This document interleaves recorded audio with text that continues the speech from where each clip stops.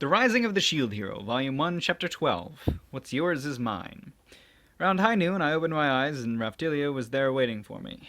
Are we going to the castle now? Ah ha ha. She's coughing once again. I silently handed her the regular medicine, and Raphtalia took it while frowning. After that, it was time to drop by the pharmacy to do some business. The quality of these isn't bad. Yusha-sama, are you familiar with pharmacology? I guess.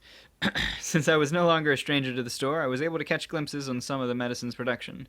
No, it was my first time making some yesterday. Compared to selling raw medicinal herbs, which one is more profitable? That's a difficult question. Although medicinal herbs are cheaper to use, medicines can usually save lives. Although the pharmacist frowned when he saw Raphtalia, I knew from observation that he didn't use cheap lies and was speaking honestly. The price of medicine has skyrocketed recently due to the prophecy, so demand for them is very high right now. Either risk failing to craft them for better sales, or selling raw materials to their product line directly. It's debatable on which of those two will yield more gold. However, everything has its own silver lining, so there's no disadvantage in continuing to collect more. Hey, does this mean you're not coming anymore? Didn't I say something along the lines of, for 2 weeks I'll be selling medicinal herbs around town? The pharmacist understood my answer and looked at me with an odd expression before laughing. This time around, he gave me some hand-me-down equipment and taught me how to use them, taking my medicinal herbs and as his payment while buying the medicine off of me. I received various tools besides the mortar. Laboratory equipment like measuring device, flask, and distiller. They should last me for quite a while before I have to get some new ones. Since these used goods were only collecting dust in the warehouse, you won't know when they might break. I suppose it's good enough set for beginners. Anyways, with this I'll be able to challenge more formulas. I just have to dispose of the balloon skins now. While on my way to the balloon buyer, I caught sight of some children from my peripheral vision. It seemed that those balloon skins that the merchant bought were being used as material to make actual marketable balloons. The children were playing around with one of those as if it were a ball. Raphtalia was looking at those children with envy. Nah, what's that? I guess, I don't know, it's just a question. Nah. Yes? I pointed at the ball those children were playing with and asked. Well, he asked it? I don't know. Well, that's one of the practical applications of what we do with the balloon skins. I see. Then you can make another using the goods we're about to sell? Well, if you really want one. We headed over to the buyer to sell our goods and left with money in hand. He then let me have one of the balls that was made from a balloon skin. Here. Yay! You go with the ball. She's pretty cute, I guess. I threw the ball and Raphtalia caught it. With wide eyes, Raphtalia alternated between the ball and my face several times. What? You don't want it? Mm-hmm. Raphtalia laughed merrily. Or whatever. Because he said you don't want it, and she kind of... if he said don't you want it, that would have worked a lot better. Raphtalia laughed merrily, waving her head around. She laughed for the first time. Once we're done with today's work, you can go play around with it. Yay! She was somehow very energetic. This is good progress, because an energetic Raphtalia would be more beneficial for me. After that, we returned to the forest, exterminating monsters and collecting herbs just like yesterday. We were able to go in deeper thanks to my enhanced defense. Apparently, there is a village if we can continue to advance into the forest. However, I refused to follow that bitch's advice. It was profitable, and we discovered various things. It was likely due to the fact that we were approaching the foot of the mountain range. Oh, we found a new enemy. An egg-like creature. This thing looked like it belonged to a branch of the balloon family. We're fighting this monster for the first time. I'll be going in first. Once I give you the signal, rush in for the kill. That's a good answer. I charged at the monster. It also noticed me and bared its fangs my way. Gah! It really did no damage. There wasn't any pain, or so much as an itch. Rafaria's blade... Wasn't there a T in that before? Maybe it was Ari's Rafaria. Rafaria's blade flew through the air and easily impaled it. Ta-ha! We cleared monsters more vigorously compared to yesterday. An Eggy, another one of the earlier enemies, followed by a parn sound. Eggy crumbled into pieces with egg yolks splattering everywhere when it died. Bleh, this is nasty. Couldn't the shield be sold? Shell? Can't sell the shield. Couldn't the shell be sold? This was such a waste. It smells rotten, so I guess it's inedible. I absorbed the shell's pieces into the shield. Since she got used to it, Raphtalia? What the fuck was it before? Hold on a second. Rafaria. Fucking hell. I don't remember where we were. Raphtalia.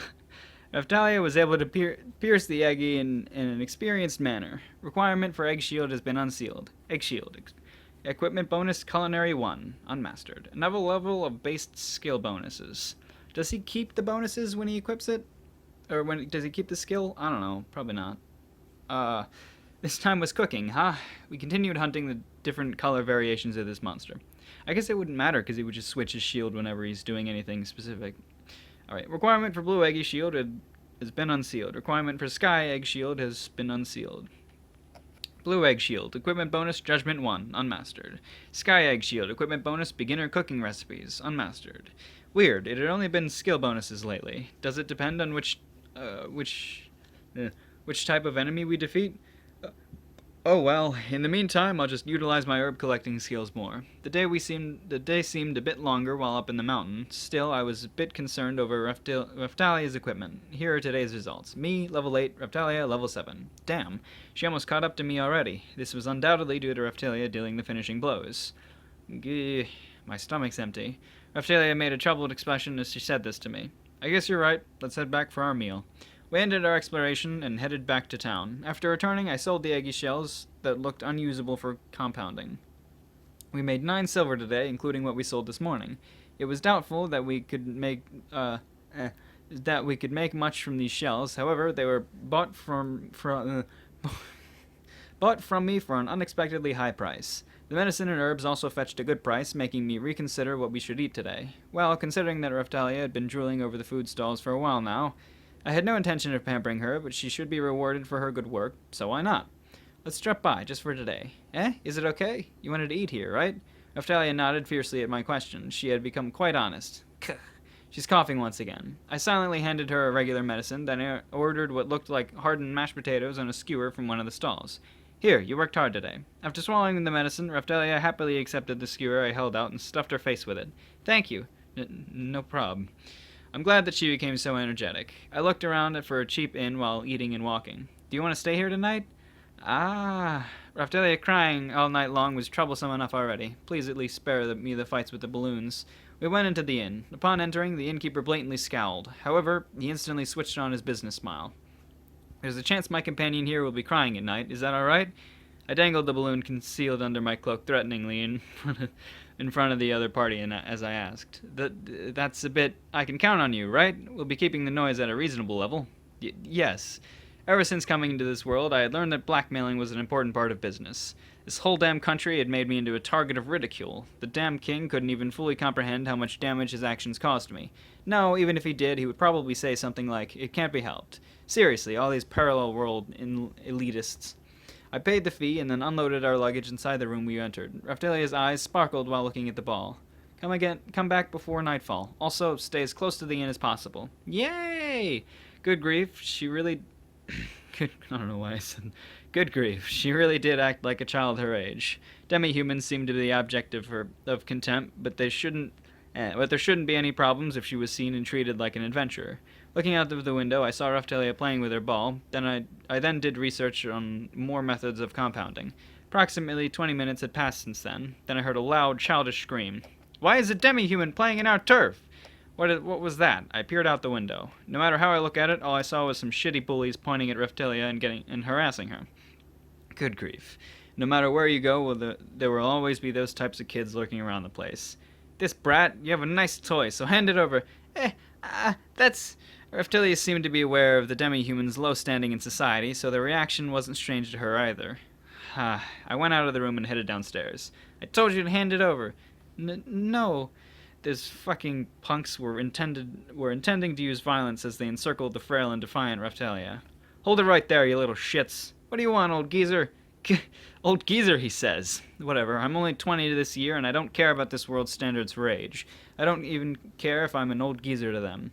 What reason do you have for demanding other people's belongings? That isn't your ball, is it?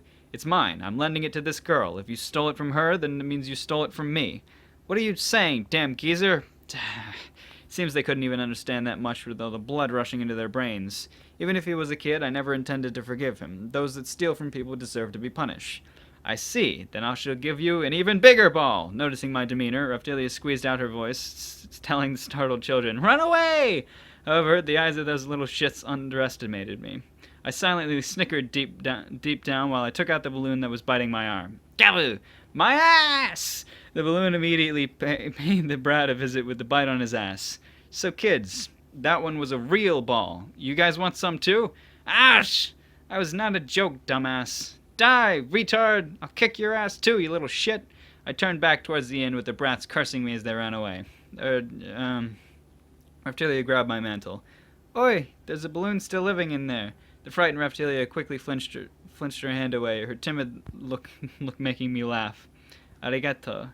What was she talking about? Oh, while stroking Reptilia's head, we both returned to the inn. I don't like the change where there's a more frequent amount of Japanese words. Actually, it's still well translated. It's just kind of annoying.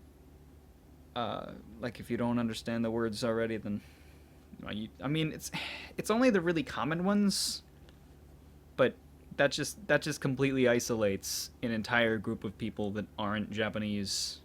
Whatever.